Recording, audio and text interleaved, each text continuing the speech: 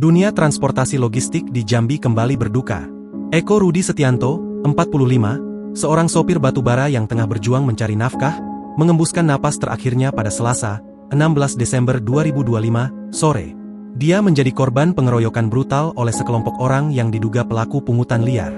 Peristiwa tragis ini bermula pada Minggu, 14 Desember 2025, saat Eko melintasi kawasan Muara Kumpeh, Muaro Jambi. Kejadian yang bermula dari pemerasan di jalanan ini berakhir menjadi aksi pengeroyokan maut yang menyisakan duka mendalam bagi keluarga.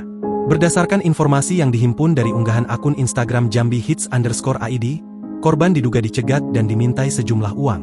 Meski kronologi pastinya masih didalami, muncul dugaan bahwa Eko menolak memberi atau jumlah nominal yang diberikan tidak sesuai dengan keinginan para pelaku. Ketegangan memuncak saat para pelaku mengejar korban, hingga ke lokasi pembongkaran muatan di Talang Duku. Di sanalah pengeroyokan terjadi hingga mengakibatkan Eko menderita luka parah dan jatuh koma di rumah sakit sebelum akhirnya dinyatakan meninggal dunia.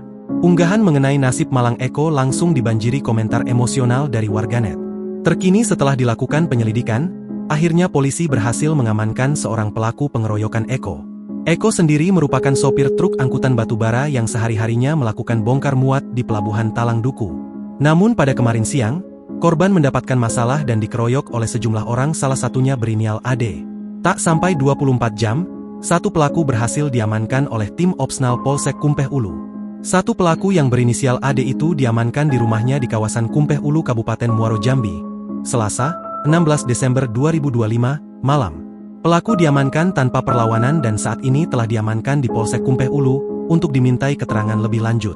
Saat ini tim masih melakukan pengembangan dan memburu pelaku lainnya. Download Tribun X sekarang, menghadirkan lokal menjadi Indonesia.